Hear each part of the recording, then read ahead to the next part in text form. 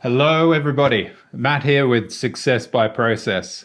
Today, we're going to talk about shooting value to the stars.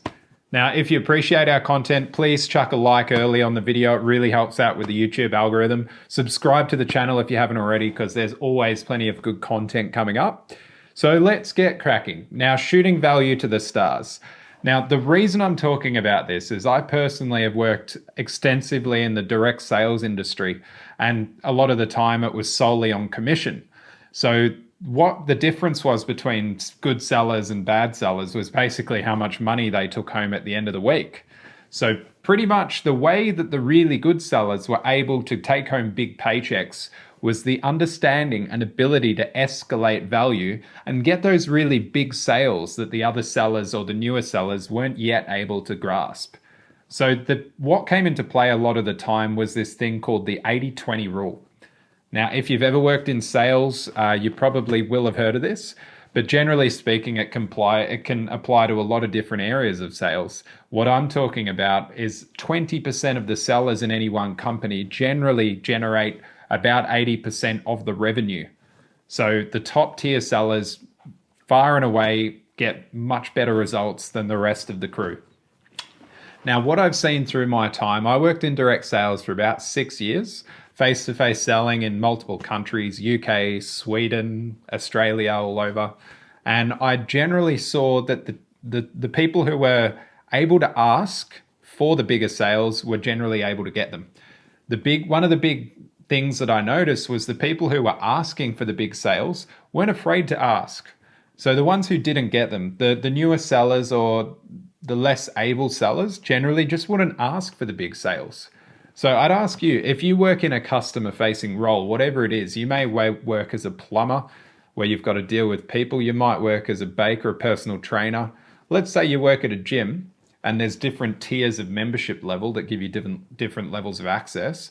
Or you work at a burger shop and there's your cheap cheeseburger and there's the burger with the lot. Obviously, the burger with the lot's the more expensive ticket item, and we hope that it generates a bit more revenue. How often do you sell that burger with the lot? How often do the top sellers in your office sell that burger with the lot or that top tier gym membership? If the answer is not all that often, it's probably because of a few things. One of them is probably they're just not confident to ask for it.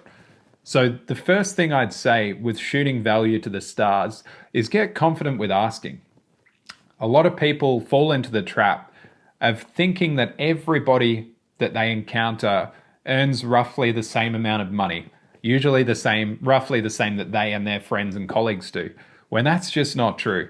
A lot of people earn vast amounts of money or are savvy savers, are financially savvy, and they've got money to spend when they need to. So the avid good seller will ask of every single person as if their wealth is immense. You just have to assume every person that you run into has plenty of money and finance is not a problem. Because it is for you or a family member potentially, doesn't mean it is for everybody. So don't fall into the trap of thinking that every single person earns whatever, 50, 80, 100 grand a year, 40 grand a year. A lot of people are on 200, 300 grand a year. So the burger with the lot or the expensive gym membership is just pennies on the dollar to them. It's in their glove box container, So make sure the first thing I'd say is ask the question. Get in the habit of asking the people for the big ticket item. Now, a really good way to shoot value to the stars, and I've seen this throughout the different jobs I've done, is to not formulate your pitch around the cheapest item on the shelf, but formulate your whole pitch around the most expensive item, the big ticket item. So yes, list all of the different products that are available to the customer, but when you get into the presentation of how your service or product works and the intricacies of how you use it, maybe the limitations, the benefits, describe all these things with that most expensive high ticket item as your presentation. Use that, and then you're pretty much putting the emphasis on that big ticket item. So that's the one that they're going to be more likely to buy. If you end up doing that same process and putting your whole presentation on the cheapest item, that's the one you're talking about the most. So that's the one that's at the forefront of their mind. Whereas if you shift this focus onto the big item and you keep explaining why this is the best option for them. These are all the benefits for them personally. And this comes from asking effective questions, rapport-based questions, as well as information mining on that customer to understand their personal needs in their situation, and then revisiting those needs to explain how you can relieve pain points with this big ticket item product, how this is the one for them. Now, what tends to happen when you do this, I like to explain this whenever I'm mentoring or teaching a new seller, that the customer's intent to purchase is a bit like a balloon. Now, when I say it's a balloon, think about when you're a kid or you have kids or you've seen kids at a party playing bounce the semi-deflated balloon, and they try and keep it up in the air. So that balloon's acted on by gravity, the same as the customer's intent to purchase. That intent tends to fall down towards the cheapest item. So what you need to do as a salesperson is play the game. You keep tapping that intent or that balloon back up in the air. And so as you tap, tap, tap, they'll go, oh, what about this medium tier item? Maybe that'd work for me. You go, yeah, that's fantastic. Absolutely. I can see that. But you go for that if you like. But here's all the reasons that I would say for you, the biggest ticket item is probably the one to go for. So constantly be tap, tap, tapping that up. So when you go for your closes during the pitch, always be closing on the top items. It also gives you the wiggle room.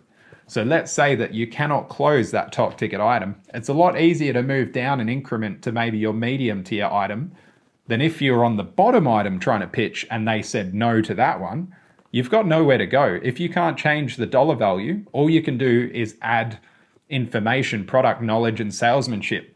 So giving yourself that wiggle room to be able to move tiers of money it's like keeping cards up your sleeve. So by pitching the biggest item, if they say yes to wanting to buy the biggest item, fantastic. Try and sell them another one. That's what a good seller would do. Try and sell 2 or 3 of them. But if they said no to that top ticket item, and you've used all of your product information, all of your sales skills, they're still not buying it, you can shift down a price bracket and you can start pitching the medium ticket item. And if the medium ticket item fails, you can move down to the cheapest item. So the trick here is basically to leave moves up your sleeve. Work like a chess player. Always have moves to move to in future if your pitch fails. By pitching the cheapest item from the outset, you're not leaving those moves up your sleeve to be able to move your price point further down. So there's so many advantages to using the biggest item as your presentation piece. If you haven't already, please chuck a like on the video, subscribe to the channel. Also in our description section, there's a link to our website, Success by Process. There we've got our foundations course, which teaches so much in-depth salesmanship and communication techniques, teaching you to communicate with authenticity, integrity, and empathy, which is the best way to communicate. So massively appreciate it if you could check that out. There's also some free blogs and vlogs in the blog section of the Success by Process website. So in summary of this video, basically the things that I'd hit on that are the key points, the key takeaways from the video, you need to aim to be in the upper percentile of sellers, the top 20%. You need to make that your focus. What you focus on, that will become your reality. A little exercise on this exactly for you right now. What I want you to do is have a look around the room that you're in, your immediate vicinity, wherever you are. Have a look around, and I want you to identify everything in that room that is the color red. So pause the video now and just have a quick squiz around. Look for everything that's red. Good. I'm sure you saw many red things around the room. Now the next step is I want you to close your eyes, and now I want you to tell me, in the room around you, how many things were blue. It's a bit harder than you think, but now that you've got your eyes open and you have a quick look around, you probably see there's also plenty of blue items in your space. This really highlights how your focus does become your reality. So by focusing on the big ticket item as your pitch point, focusing on being confident, it's a lot more likely to become the reality, which is what happens to those top 20% of sellers. This is a really good skill and understanding to have. This focus lesson also applies to positive mindset, positive attitude. if you look through life with rose-tinted glasses on, everything's nice, your whole life is likely to continue in that tangent. Whereas if you keep on the non-rose tinted glasses, the darker glasses, that's how life will be. So practice reciprocity, practice being positive, and that will become your entire reality. The next point, in summary, is keep your customer's balloon in the air. So their balloon of intent, make sure you're that child tapping that balloon back up in the air. That way you're far more likely to shoot your value up to the stars and net those big ticket items. The final bits of the summary that we've got down here, when you must drop your price during your pitch, drop incrementally. Don't drop all your value from the biggest ticket item down to the cheapest item in your stock all at once. Move down incrementally, work like a chess player, keep moves up your sleeve. Know what you're going to do if your customer says yes to your deal, and know what you're going to do if your customer says no.